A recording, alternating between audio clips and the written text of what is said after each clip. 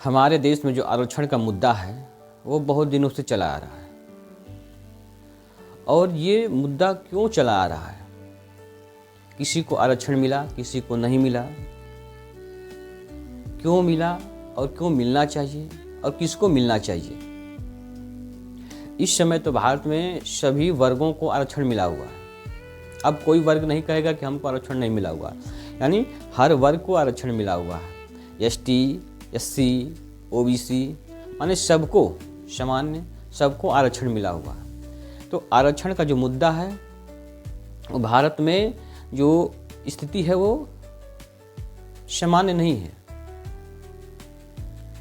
अब आए दिन हर रोज इस पर बहस होती रहती है कि आरक्षण खत्म होना चाहिए, आरक्षण नहीं मिलना चाहिए। तो हम इस पे थोड़ा सा अध्ययन करेंगे और सीरियल वाइज अध्ययन करेंगे कि ये क्यों ज़रूरी है, किसके लिए ज़रूरी है, क्यों मिलना चाहिए, नहीं मिलना चाहिए इस पर। तो जब हमारा देश 1947 में आज़ाद हुआ और आज़ाद होने के बाद 2 वर्ष 11 माह 18 दिन का समय लगा। संविधान बनाने में 2 वर्ष 11 माह 18 दिन का समय लगा और इसके बाद तो संविधान बना हमारा।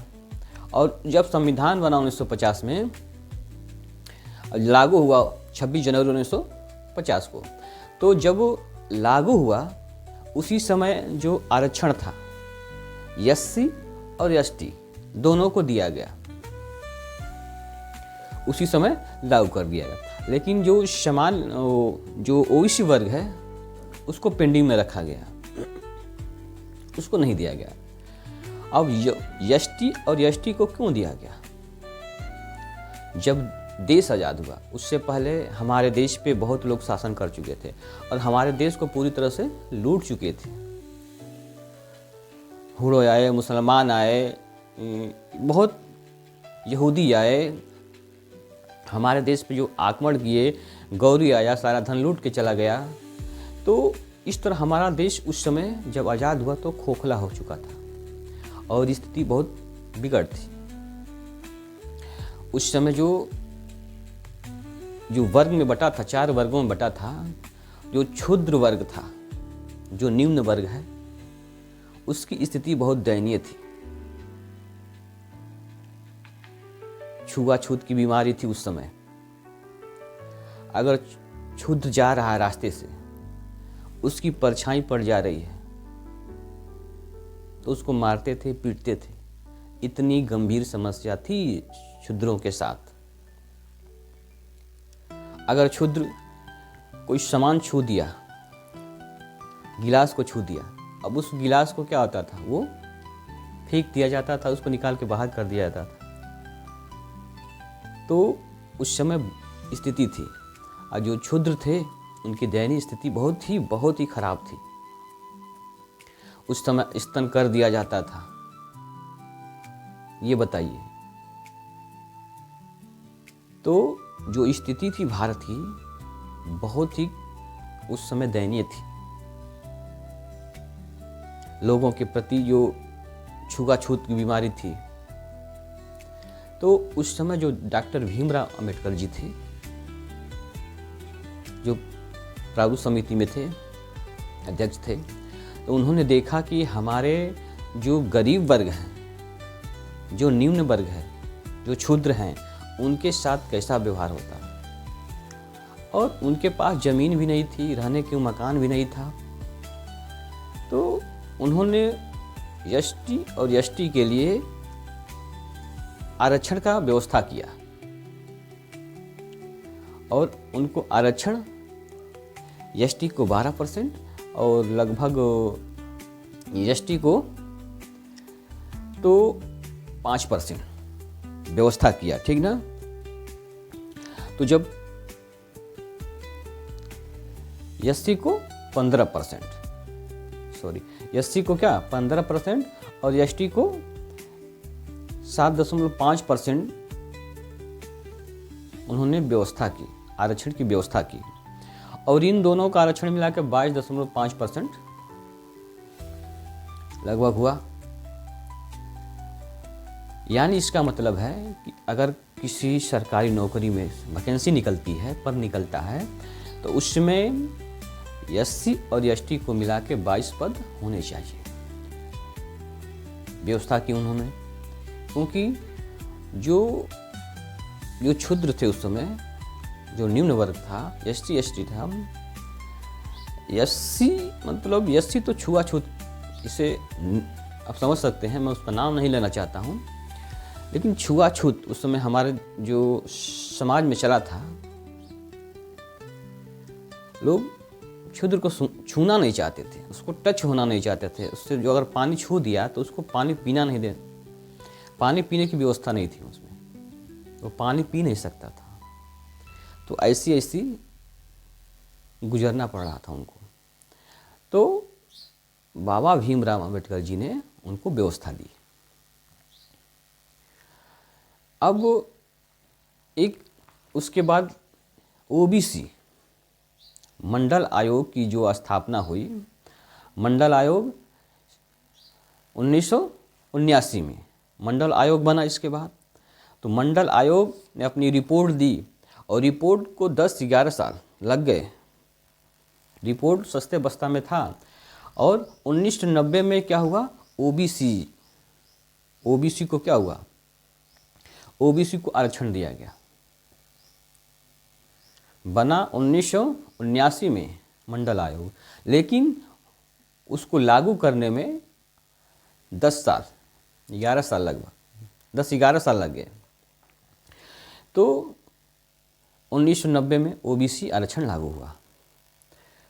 OBC, अब देखो OBC आरक्षण जो हुआ था, ठीक ना, मतलब ये जाति जनगणना हुई थी जो अंग्रेजों के समय में हुई थी। 1931 में जाति जनगणना के आधार पर OBC को आरक्षण मिला। 54% के लगभग उस समय OBC वर्ग थे।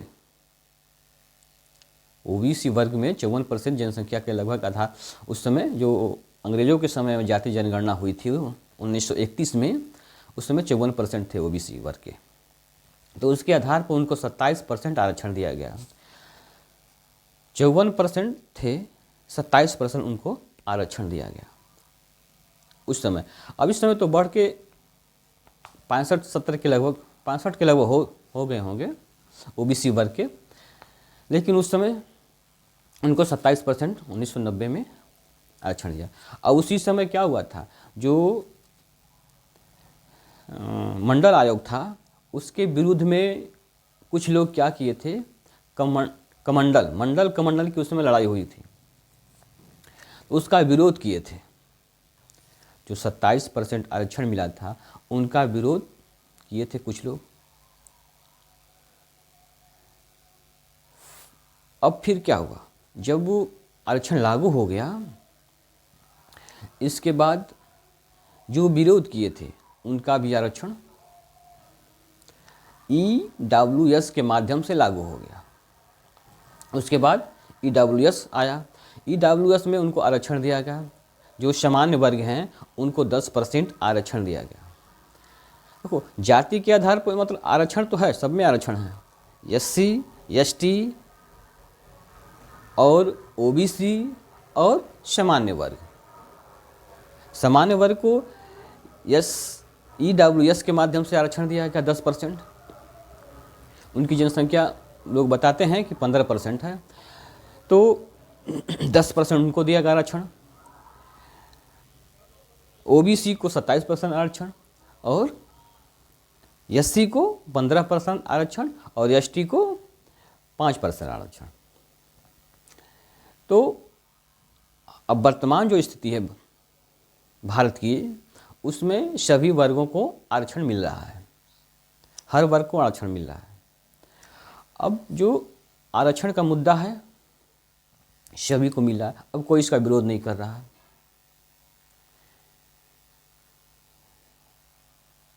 वास्तव में आरक्षण तो मिलना चाहिए जो गरीब वर्ग है।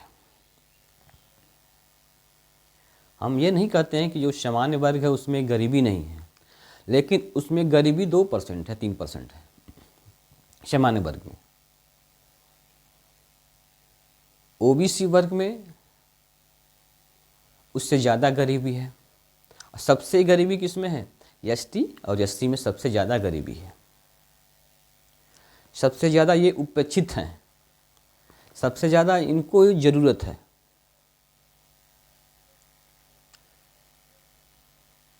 हर वर्ग में है, लेकिन वर्ग में भी वो कम बेसी है गरीबी, तो सबको मिलना चाहिए।